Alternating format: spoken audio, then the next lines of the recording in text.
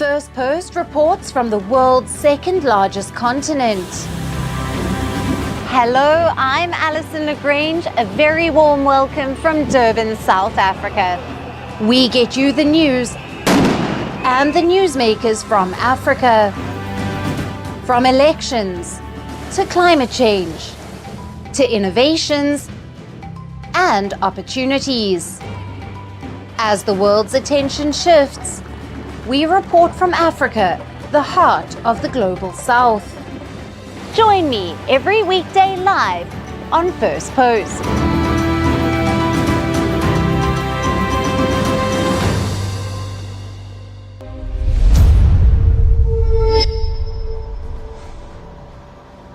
Hello and welcome to Firstpost Africa, where we get you the top stories from the continent and from across the world. I'm Alison Lagrange, coming to you live from Durban, South Africa. First, let's take a look at the headlines. The FBI arrests a US soldier suspected of selling classified information to individuals based in China. The FBI says the thefts began in July last year, for which the accused received at least $15,000 in payment. Ukraine says that Russia fired 58 missiles and 194 drones overnight, targeting energy sites across the country. Kiev claims it downed 34 missiles and 100 drones using French Mirage jets for the first time. Australia orders thousands of people to evacuate before tropical cyclone Alfred hits land on Saturday. This as the storm brings heavy rain and strong winds, cutting off power, swamping beaches and shutting airports in its eastern regions. Sudan's paramilitary RSF frees 9 Egyptians after 19 months of captivity. The released captives say they were falsely accused by the RSF of spying for the Egyptian intelligence service. And US tech giant Microsoft says it will invest nearly $300 million on artificial intelligence infrastructure in South Africa. This comes as US President Donald Trump freezes aid to South Africa over policy disputes, including a land ownership law.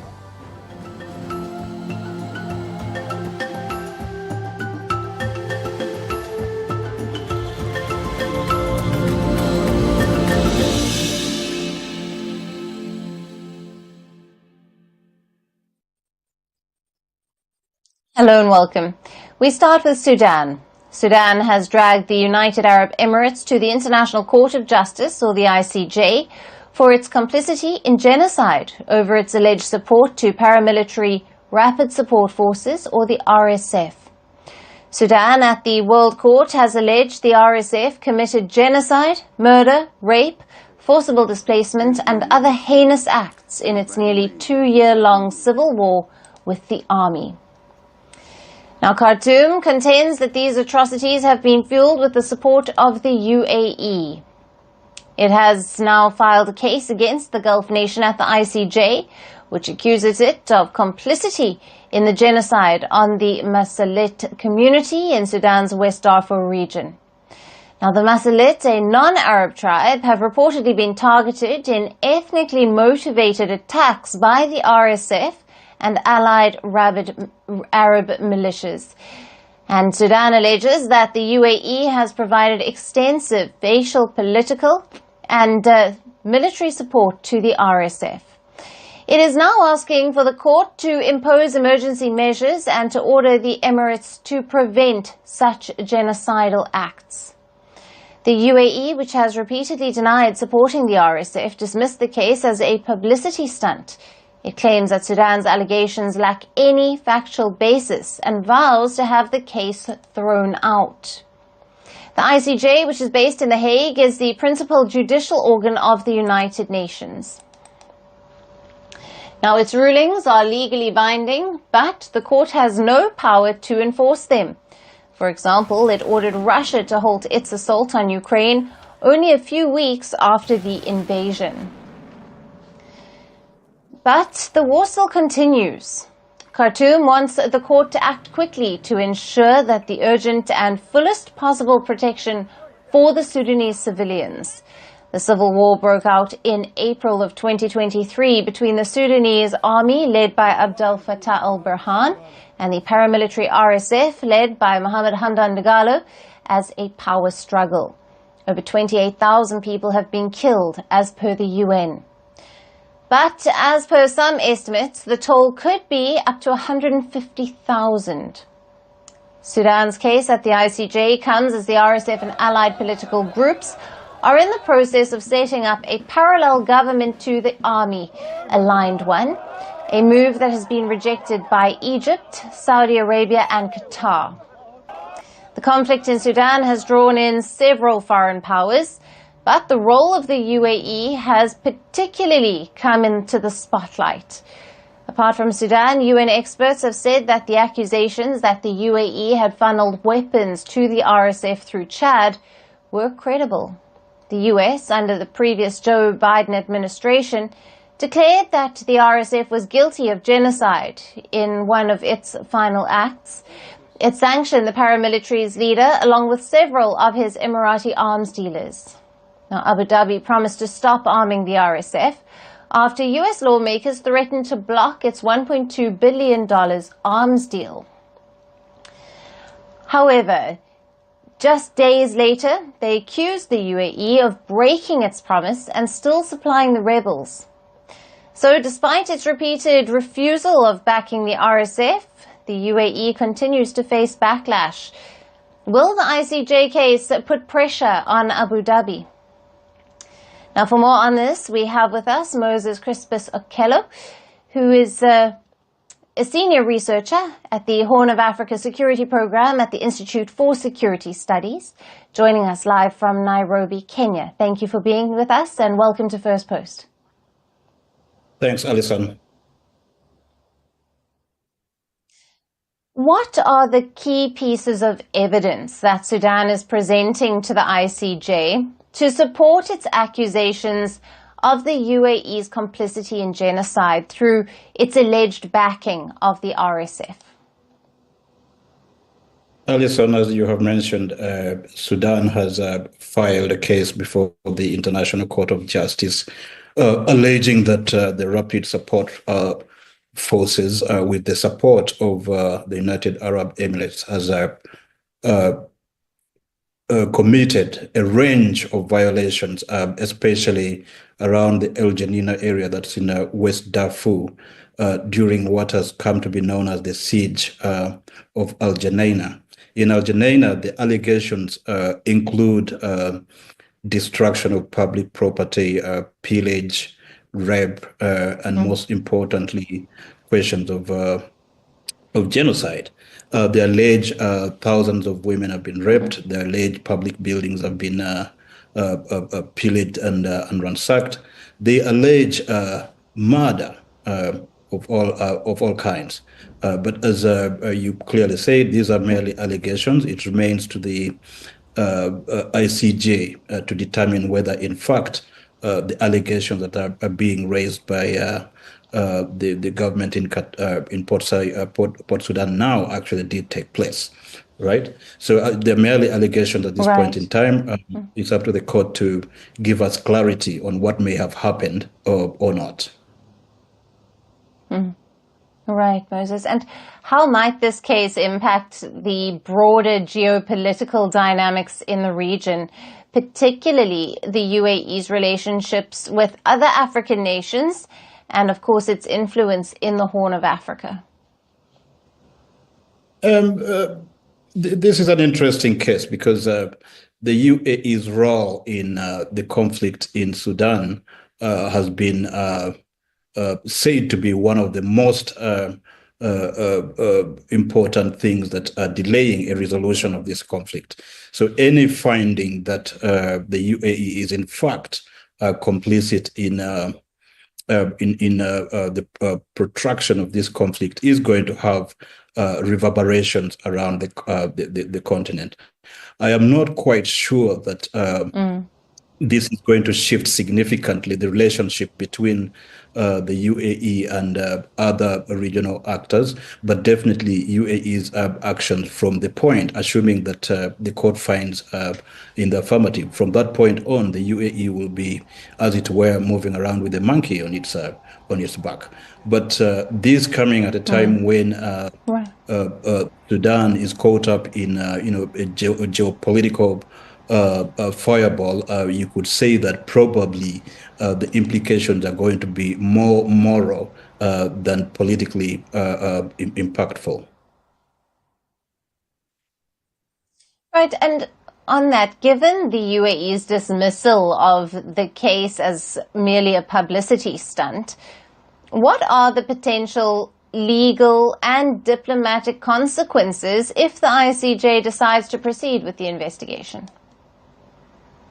At a legal level, proceeding with the investigation means there is a certain basis to believe that UAE is in fact supporting the RSF. And that's a belief that a lot of people have thought to be true, but have never had evidence of.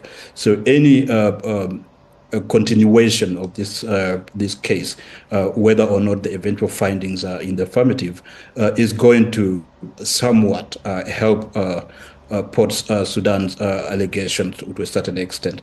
However, I do not think, given the world in which we live in now, that a legal finding will necessarily change the dynamics of the conflict. I mean, we see what just happened with the case brought by South Africa against Israel. There will be a little bit of noise here and there, but nothing really significantly shifting the issues on the ground. At a diplomatic level, once again, a little bit of a disapproval of UAE's action, and perhaps under the table dealings, but nothing that would significantly shift the broader dynamics of the conflict, given especially now that Sudan is in fact going into a split in which the RSF controls one part of the country and the authorities in Port Sudan control the other. So if anything, you might see more of more division rather than cohesion as a result of this case. Right. Thank you very much for being with us on First Post Africa. Thanks, Alison.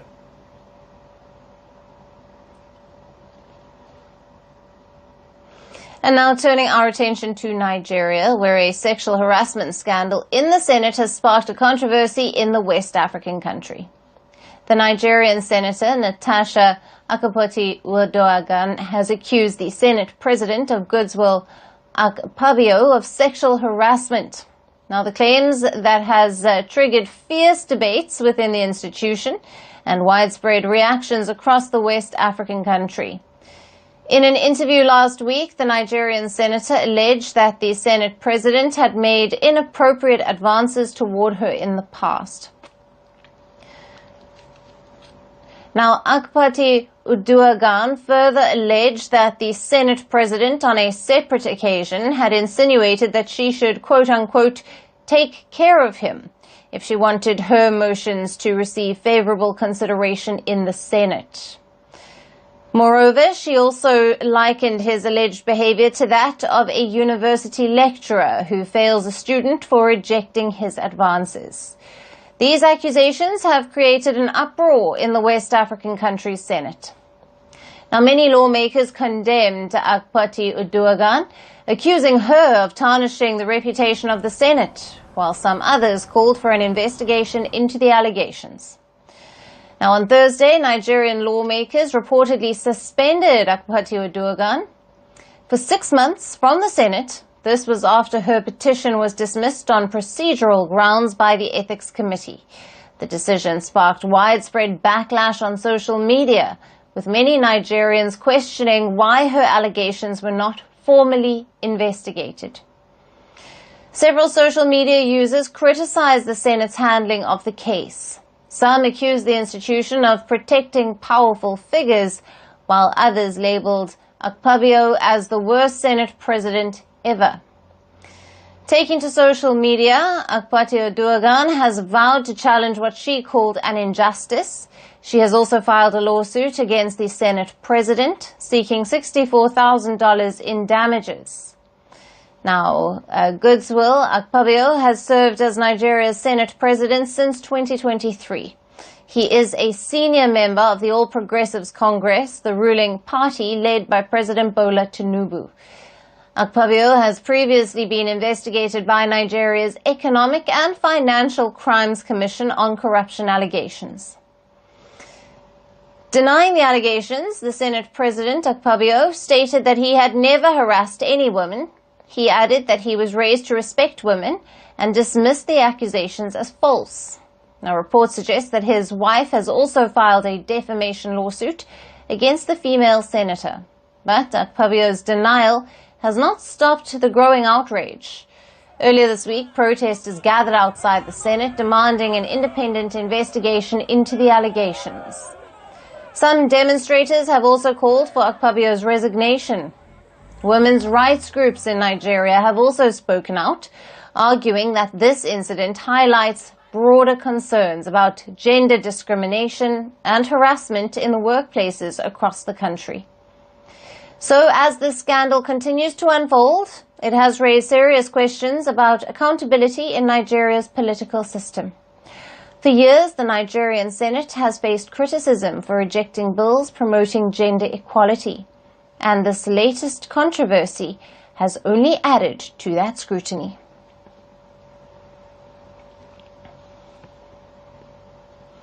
And shifting focus to South Africa, South Africa's richest city, Johannesburg, is in a poor state. It's not us saying this, but the country's President Cyril Ramaphosa. Now, President Ramaphosa has warned Johannesburg officials to address the city's issues before it hosts the G20 World Leaders Summit in November. The city already hosted the G20 Foreign Ministers meeting last month. Ramaphosa issued this warning during a 2-day visit to the city. He said he attended a couple of meetings there and his experience was not very pleasing. He stressed that the issues need to be fixed urgently. Johannesburg is South Africa's financial and business centre. It has a population of about 5 million and is also among the world's 100 largest urban areas. Historically built on gold mining, the city is now diversified into finance, technology, and manufacturing. Many multinational corporations have regional offices in Johannesburg. But today, parts of the city are reeling from poor maintenance and crime. The city faces frequent power outages.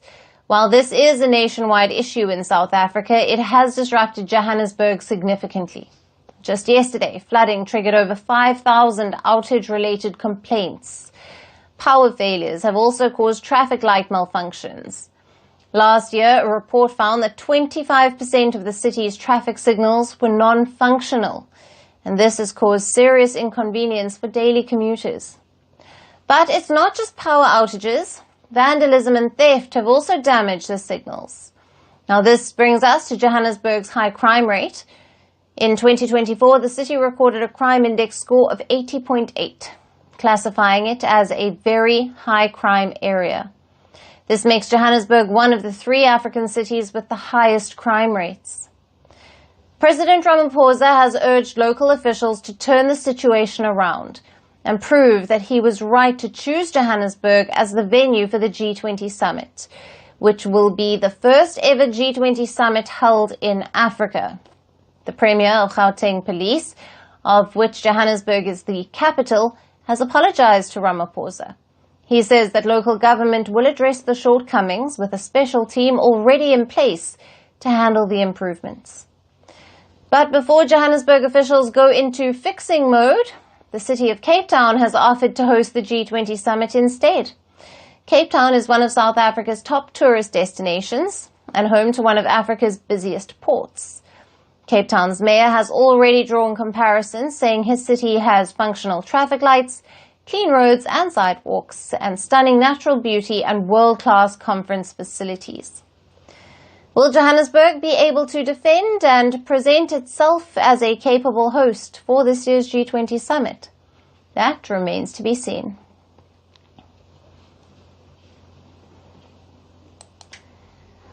And moving on, for our last story today, let's shift focus to East Africa.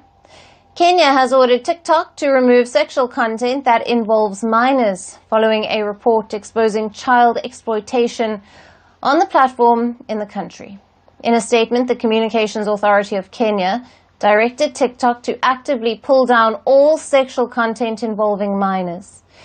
It has also launched a formal inquiry into the allegations raised in a report published this week by the BBC.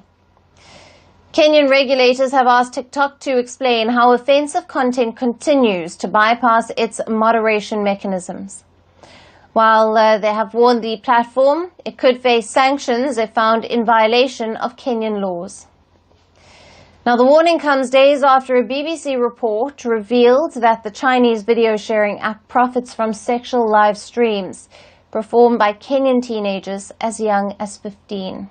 The report stated that while TikTok officially bans solicitation and exploitation, moderators on the platform admitted that the company is aware of such activities and takes a 70% cut from all live stream transactions. Now, Kenyan law criminalizes online child exploitation. Some key legal frameworks include the Films and Stage Plays Act of 1962, the Computer Misuse and Cybercrimes Act of 2018, and the Data Protection Act of 2019. However, despite these laws, regulators say gaps and loopholes continue to enable child exploitation online. To put this into context, TikTok, which has more than 1 billion active users worldwide, is the third most popular social media platform in Kenya after Facebook and WhatsApp. Other widely used apps include YouTube, Instagram, and X. Now, in 2023, the Kenyan government had directed TikTok to improve its content moderation. After meeting with President William Ruto in the same year, the TikTok CEO, Shoji Chu, had agreed to monitor content more strictly. The Chinese platform had also agreed to establish a local office to coordinate operations in Kenya and had pledged to hire more Kenyans to work for the platform. Yet, despite that, Kenyan authorities have accused TikTok of failing to enforce its own policies effectively. But Kenya is not the only country scrutinizing TikTok. The Chinese company faces allegations and regulatory actions in several other nations as well. In the United States, TikTok faces allegations of espionage. In the European Union, it is under investigation over claims it was used by Russia to influence Romania's presidential elections. In Canada, the UK and Australia, TikTok is banned on government-issued devices. In India and Somalia, the platform is completely banned due to security and moral concerns. So, as the pressure mounts on TikTok worldwide, Kenya's latest warning on child exploitation adds to the global debate on whether the Chinese platform can adequately regulate its content. With authorities demanding greater accountability, it remains to be seen how social media giant will respond to these escalating concerns. And that's it on the show for today. We will see you again at the same time on Monday. Thank you for watching. Have a great weekend and goodbye.